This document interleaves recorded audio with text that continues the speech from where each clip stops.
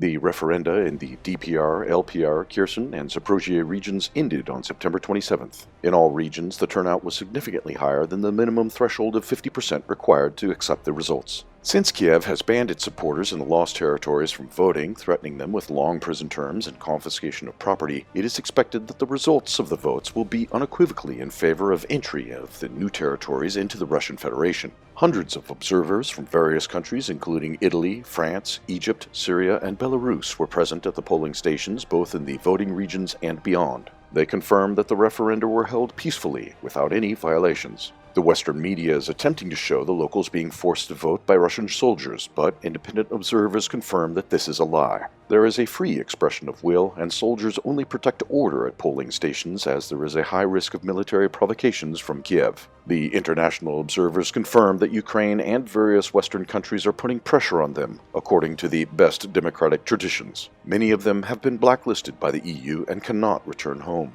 In their home countries, they risk being fired, and disgruntled Ukrainians threaten them with violence on a daily basis. Ukrainian militants also continue to take revenge on the population in the lost territories, not abandoning its attempts to interrupt the referenda. On September 26th alone, the towns of Starobelska, Alchevsk, Rubrezhne, Travneve, and Mastki in the LPR were fired on from HIMARS. In Rubrezhne, the missiles hit the school where the polling station was located. On the morning of September 27th, Ukrainian forces again attacked Alchevsk. According to reports, at least 6 missiles launched by the US-made HIMARS targeted polling stations in the town. People were temporarily evacuated to bomb shelters. The Ukrainians, however, failed to interrupt the voting. In Kherson, the Ukrainian military shelled a ferry crossing which was being used by civilians. As a result of the strike, 1 civilian was killed and 5 others were wounded. As the regions will likely enter the Russian Federation soon, Moscow considers any means to protect these territories, including the use of nuclear weapons. While the United States and Great Britain are pushing for the transfer of fighting to Russian territory and using nuclear blackmail, Russian President Putin has promised to use all means to protect the Russian population.